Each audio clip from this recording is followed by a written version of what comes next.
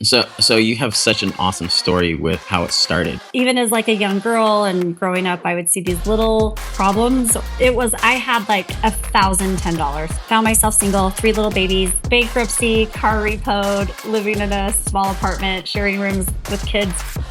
For the first time in a long time, I bet on myself.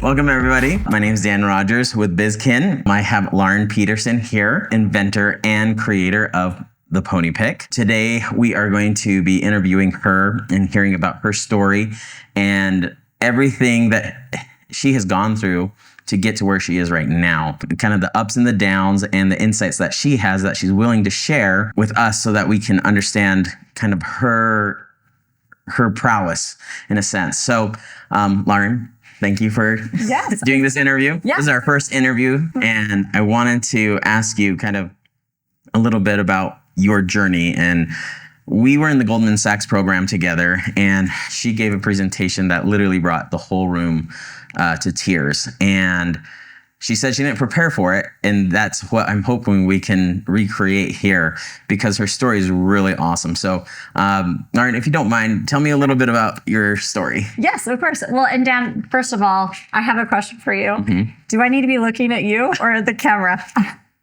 I think you can look at me. It doesn't matter, right? Second of all, more importantly, it's a pleasure. Like, I adore you and consider you a dear friend. And I love that I met you through the Goldman Sachs program. And I have learned so much from you and your insight. And it is a privilege to sit here with you and to chat. And I do love that we've had a lot of like prep kind of interview to this, but more of just like friends exchanging information, helping each other out and learning and growing from each other. So I think it's really cool. So I'm just so happy to be here and happy to share. Thank you. So I'm Lauren Peterson, the owner of the Pony Pick. And I guess wanting me to start from like how this hatched out. Just how like it came from. so you have such an awesome story with how it started because you were a single mom at the time, Right. and you only had like what? How much money did you have in your bank account? I had like $1,010 like in my savings account. And I found a guy who could draw my idea in CAD, basically come up with it in CAD, put it in there. And he actually worked for a big company where he did that professionally all day, every day, worked the CAD system and designing and building, but he had a side hustle in his home at night. And he charged $1,000. He looked at my stuff and he's like, it's $1,000. So to back up really quick, to give more context to that, I was a dental hygienist way before I decided to do anything like this. Well, even as like a young girl and growing up, I would see these little problems or, something where like, oh, I wish they made something like that or whatever. To this day, I still think the Post-it note is the most genius thing ever invented. As you can tell on my computer, I love it. I would see something really small or not a huge problem, but something that would make your life easier. So the reason I tell you that is because I've always kind of been drawn to kind of solve these little problems or build these little prototypes of things. Well, as I was working as a hygienist, there were things that I had always thought about, like, oh, I want to invent that, or oh, I want to create that. And then I could make it and sell it because it would make your day easier. So it would take out 5 steps or whatever, right? To simplify. That's kind of my main favorite thing is what can we do? And maybe that's like the title of that is like mom hack. But I think that just really just means how can I make this simple and take out unnecessary steps? So I started to really think about that kind of stuff as I was, you do the same thing in and out every day. So I actually had a few ideas that I wanted to do, and it just wasn't the right time.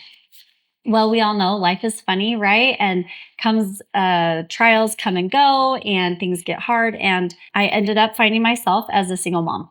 Bankruptcy, car repoed, living in a small apartment, sharing rooms with kids and, kind of doing that, working full-time, like crazy full-time, like I think 2 full-time jobs, if that's possible, right? You find yourself in desperate situations and you have to sit and evaluate yourself and say, am I okay with living the way I'm living, which was scraping by all of the time? And that's not comfortable at all. And also stressing of how am I going to take care of these kids? And how do I still have the life I want to have, but be a mom? And I want to be a good mom. And I need money to do this. And I truly was on my own at that time. For different circumstances, there wasn't additional funds coming in. So you kind of feel yourself backed into a corner a little bit. I guess, long story short, Dan, is I just, for the first time in a long time, I bet on myself, I guess. And in those desperate moments where probably I didn't have much energy or capacity to do too much, I did have an idea. I noticed that every time I took out my girl's hair, because I do these cute, elaborate hairstyles, or not, or just a little simple ponytail, but those little elastics that get stuck in a girl's hair, they're really hard to get out. But when they're little, these elastics are perfect because they hold their hair back, they're small, and you can do lots of fun things with them. But taking them out of your girl's hair at night is really hard. I don't know if you've ever done that, but and it hurts. And then your kids run away from you because they don't want to get their hair out, right? And you need to bathe them. You want to be able to take them in public, and but then it was stressful because really, truly, what was one of the biggest driving components is I love being a mom. And I hated because I was able to work a very minimal schedule while I was still married. And I knew when I got divorced that I would have to work as much as possible. And I missed being with my kids. And so I wanted every moment with my kids to be loving and soft and not stressful. And because I missed them. And I already felt so much guilt about where we were at. And it hurt. They didn't want me to take out their hairstyles, and they'd run away from me. And I wanted whatever we did at night. Now, again, not without parenting, how it just goes. It's just hard anyways, right? There's enough stressful things, but I didn't want me taking care of them and brushing their hair and getting them ready at night and our routine to settle down and snuggle on the couch and love on each other. I didn't want that to be full of stress. And so I thought, I know what I could do. I could just create this little thing that could just cut hair elastics out. So I went to my kitchen table on a Post-it note, and I drew a pony pick of how I envisioned it in my head. And I was just overcome with that feeling of this is the thing I'm going to move forward with. Because I had lots of, like I was saying earlier, ideas that I would still love to invent or do, but I never did. And then I realized this is the one. And so right then I knew I needed to call somebody and say, I'm going to do this so I could be accountable. And that's exactly what I did. After I drew it, I called my mom and I said, Mom, I'm going to make this little product, and this is what it is. And she was like, okay, cool. And it's not like she didn't believe me or didn't believe in me. It wasn't like that. It was just okay, babe, sure, whatever, whatever you got. And at that moment, I also took myself very seriously as well. And I did. And what that happened is I started calling people. I actually didn't even know who to call. Who do you call? Who helps you build this little plastic tool with metal in it? I don't know. I was a hygienist, and I don't know. And I'd never done anything like this. And so I actually started calling companies and would Google who do you call when you want to make something. And so again, that same kind of story where you just start calling people. And you get lots of, this is the kind of company you need to talk to. And then finally someone took the time. I would call these big corporations, and I would just say, if you have an idea and you need a prototype, what do you do? And one day I got a hold of someone and they're like, oh, well, you need a CAD drawing. And then I was like, I don't even know what a CAD drawing is. I didn't even know what that meant. And so at that time too, everything you do is this huge, giant learning curve. because now you're learning processes and things that you don't even know. You don't even know what that means. People are saying things and simultaneously you're writing it down off the phone. They can't see because you're like, I don't even know what they just said. And then you have to go find out about it. But it was that same thing. It was a Friday at 4:00. And I had called this same company over and over because they promised me there was a guy that would take the time and talk to me. And I actually got a hold of him. And this is what he said. He said, listen, I get it. You're like every other mom who's wanted to work from home, who thinks she has a good idea, and you think you can become a millionaire on it. And I was like, okay, like, I just need, is there anyone you know? And I had the thought of like, okay, well, I'm gonna just like pretend like we're not gonna go there. And I just said, okay, cool, thank you. But do you know of anyone, or do you work with anyone who does it as a side hustle then? Because obviously it sounds like you don't have the time and you don't, like, I couldn't afford you right now. And he said, actually, there's a guy. And I was like, okay. And he gave me his number. And I called him that night. And it happened to be that where I was living, he was only 40 minutes away. I met with him the next week. I showed him my drawing, what I wanted. And I said, I need a CAD drawing so that I can get this to a manufacturer. I still didn't know how that process worked. And he kind of helped me along the way. And that's the guy who said, this is going to cost you $1,000 for me to put this in a CAD system. And then that's the very beginning stuff. And he said, to even try to manufacture this, it's going to be at least $10,000 at least to run anything. And he's like, there's so many things that went through it. Good thing he kind of walked me through that. So I kind of had somewhat of an idea.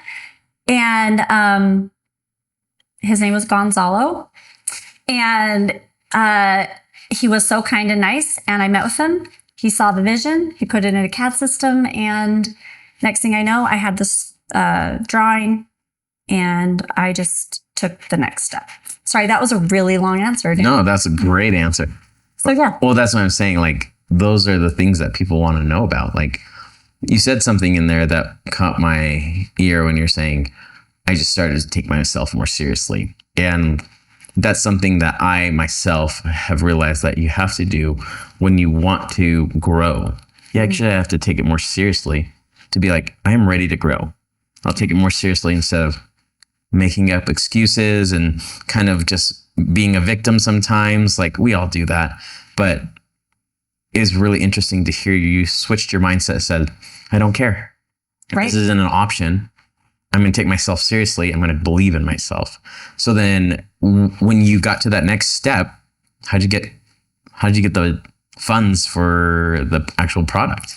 So what was cool is I was working still full time, and I was able to save enough to get me to my first production run. So my mom, she was so awesome. My mom, who had no business helping me, like no business helping me. I'm the oldest of 6 kids. This was several years ago too. And I had enough money to get started in the process. But mind you too, I'll back up just a second. When I had shown somebody my idea, I called a friend who I knew was a business owner and I said, hey, do you know anyone who works with small business? And he made the introduction to Ben. And Ben is also like a very pivotal guy in my life that has made such a difference and really kind of mentored me and guided me. And he said, before you ever take this to market, and in fact, before you even get it made in China, he said, people are going to steal your idea and you need to apply for a patent. And he said, so before you do any of this, you need to apply for a patent. And so I had been saving money and I had put that money towards my patent, which, that was expensive to do. Mm-hmm. And then now I knew it was going to be like several months, maybe even a year for me to save that money again to pay for your first run, because minimum order quantities, right? And that was another thing you start learning about, and then how much that's going to cost and all that stuff. And so at the time, I needed around, after I paid for my patent out of my pocket, my mom said, Lauren, you need to do this right now. Like, you need to do this right now. She was able to pull some money, and she just kind of deposited it in my bank account and said, you need to put your order in. That's so awesome. And I was just kind of reluctant because I knew my mom, that was huge for her to do that.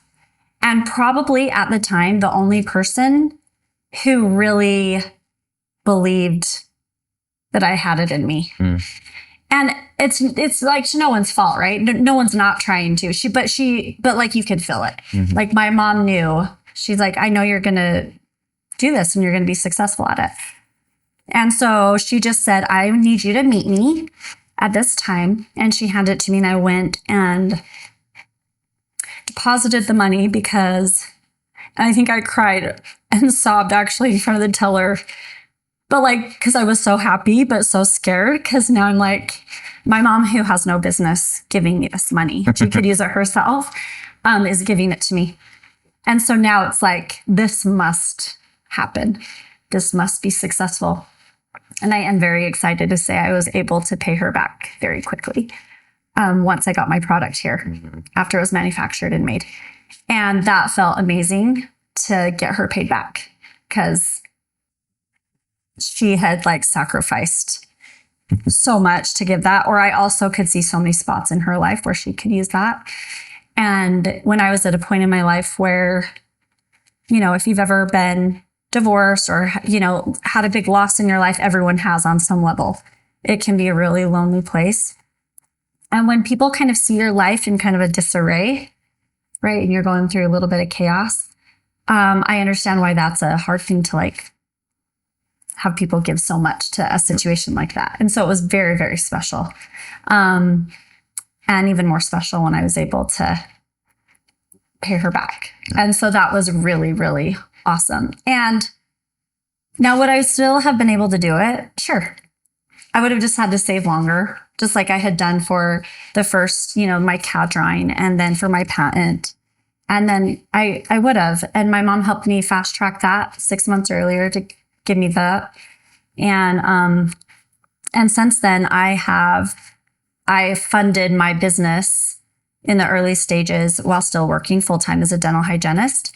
So I've been in business 7 years, and I've only worked in my business full-time for 2 years. Before that, I was working as a hygienist, funding and working while I was getting started. And in the meantime, I got remarried and I got 3 more daughters. So more hair to use the pony pick on.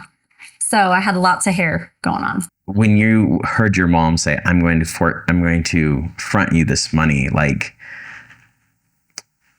what did you feel in that moment? Like, I know you knew it was a big sacrifice, but what did that do for your guys' relationship for each other? Did that do anything more for it? Because that's a big deal, especially when parents do something that they don't really have to. Right. Oh my gosh. When my mom told me that, so my mom had been divorced and she was still single. So she was still a single working mom full time. And when my mom did that, I think too, because I wasn't that far out of my, adolescence. I mean, I was, but not really. Maybe 10 years out of like, and sometimes your relationship with your parents can be hard because you're moving out and you're trying to figure out on your own and be an adult, and things and you actually don't, and you think you're a big girl. And so sometimes those relationships are strained.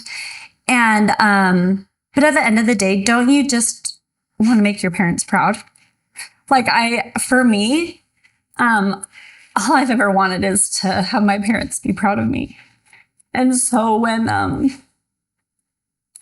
my mom was willing to do that, the amount of belief that ignited in myself felt really good, because everything I had been through, up until I was a single mom, some hard things can chip away at that and the belief in yourself.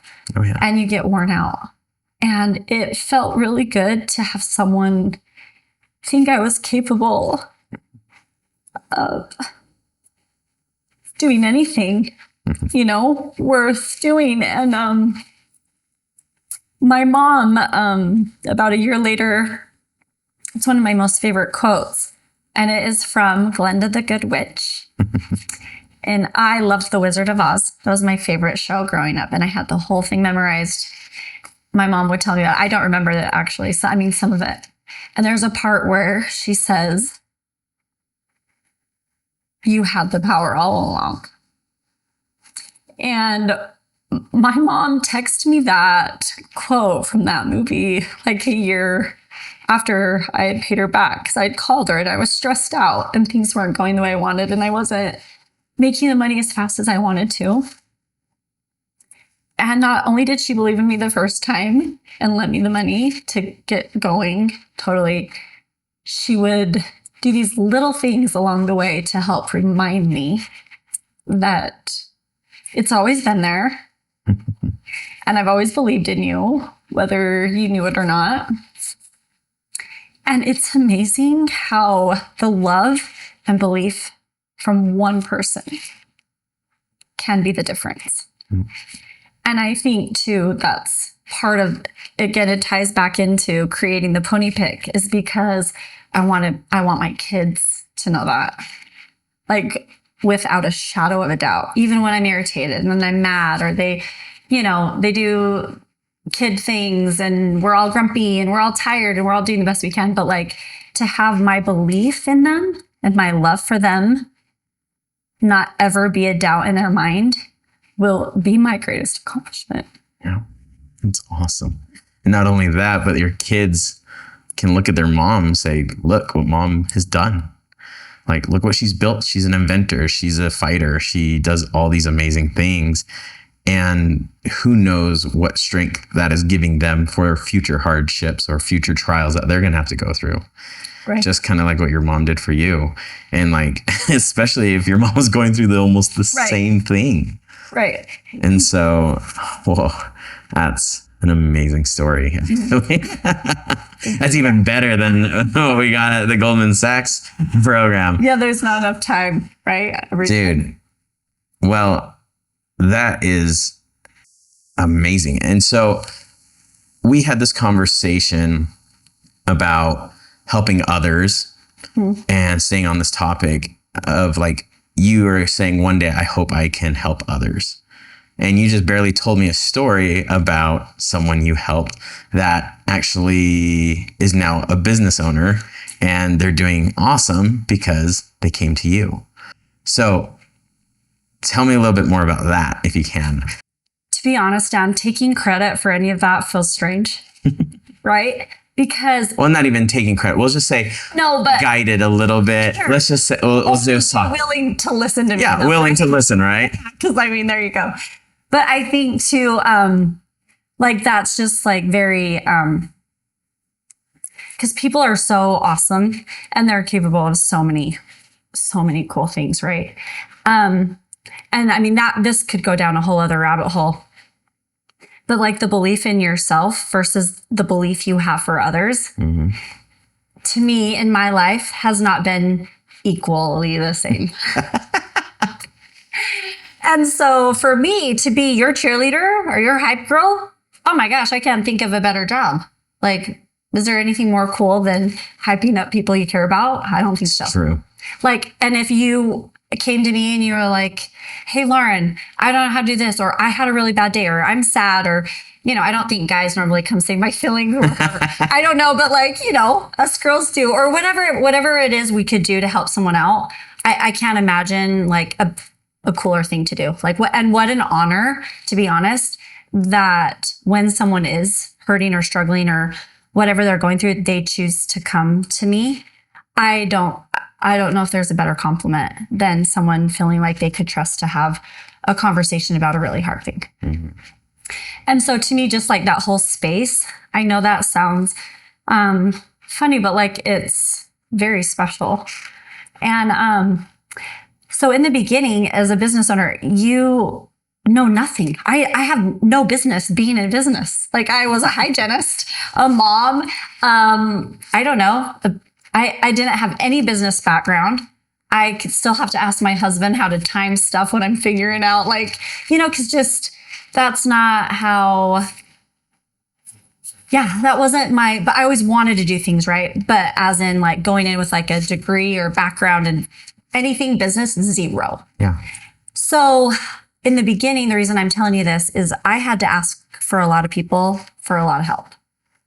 And you just had to learn how to ask questions. And I had so many people in the beginning that were so kind and gave me their time, their energy, their ideas, their resources in the sense of like, I know a guy who can do this. I know a girl who can do this, or you should talk to this person, and just references and contacts and some of them way out of my league, which was so cool though. Like it all comes back around, but it feels really great while along the way when people are now starting the same process or like the beginning stages where I was, that I get to now answer questions for them.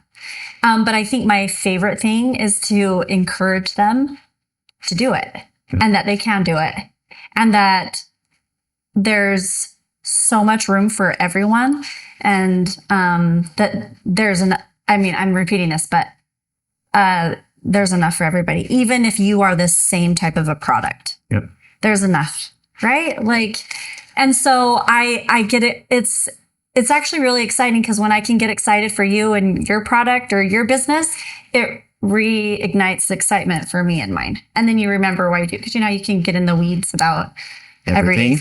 Everything. Yep. And so it's actually selfishly, it's just as mutually beneficial for me. But I love to pretend to try to even start to repay back what I feel like so many have done for me. And actually, I love it. And I hope one day to be in a position where I could do that as my full-time gig, to give back and say, this is a place to start. This is who you need to talk to. This is where you can find funding. This is who you need to do your accounting. All of these things, I hope to be that. But at the end of the day, truly, there's a few people that I follow and I really just have learned a lot from, but all they do is help you believe in yourself and worth. And I'm so sorry. Like to not let go of the faith that you need to have in yourself and the process, but maybe even in addition to the timing of it, because people who've asked me questions, I try to look at it as a carousel where there's always someone in front of you and there's always people behind you, like you're never, to just remember that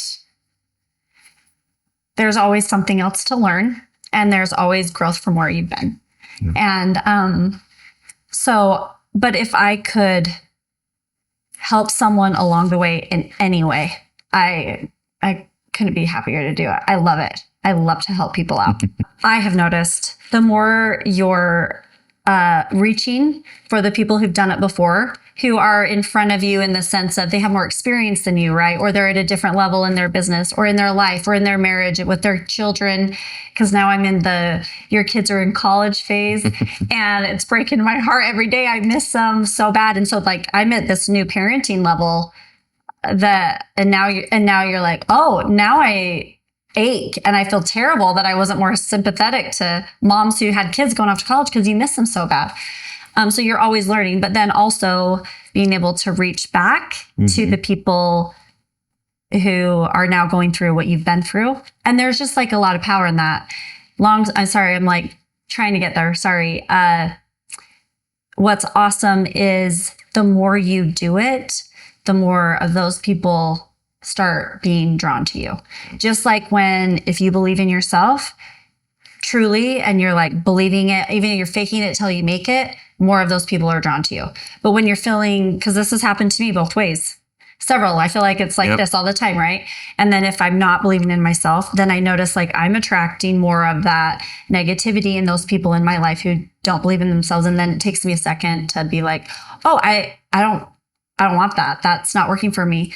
So one thing I've been trying to do for this past year, a little bit of my mantra is to just fail faster and recover faster and to not be so scared to make a decision faster, because I was kind of paralyzed a little bit by that.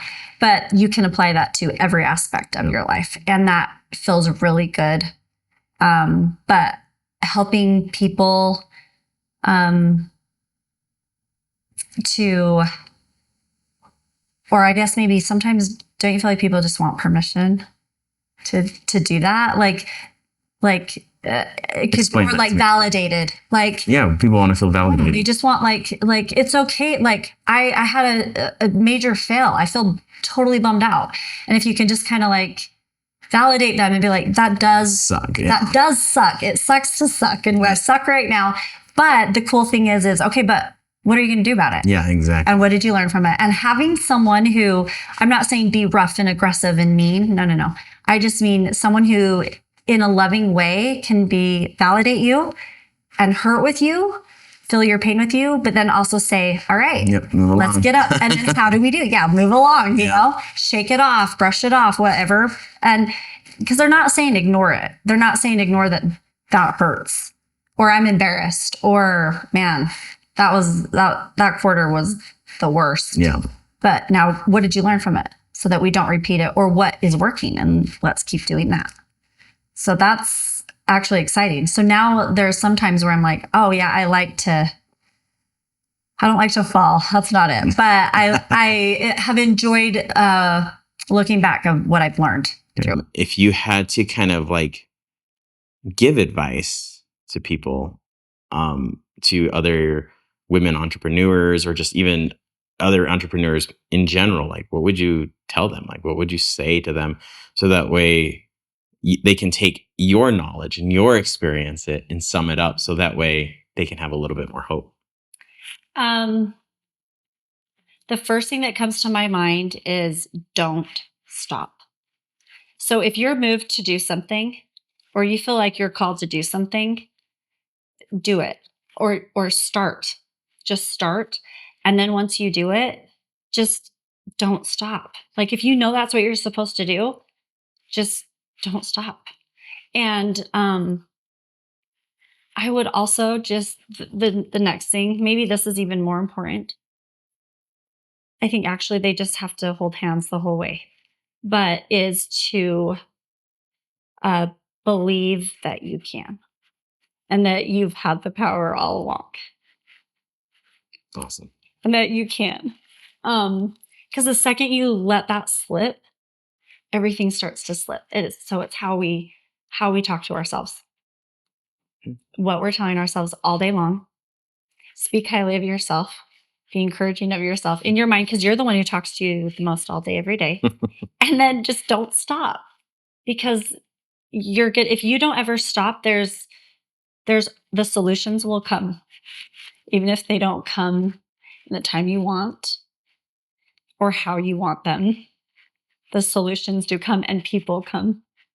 And I count you as one of those people in my life, because I know, Dan, like during this last year, in all honesty, for Pony Pick, it's been the hardest year I've had since I've started my business. And I've had to pivot, and I've had to renegotiate things in my mind and what I want for now. But also I've been able to double down on what I really want. And it's lit a fire, but it's also put me in some very vulnerable, hard moments. But you just don't stop. It's awesome. Thanks, Lauren. Appreciate that. Yes. Well, I want to thank everyone that has watched. I hope you've been inspired by our awesome friend, Lauren. Go check out her website, get some of her pony picks, support her. And thank you again for your time. And hopefully you guys stay tuned for our next interview with whoever that's going to be. Thanks, Lauren.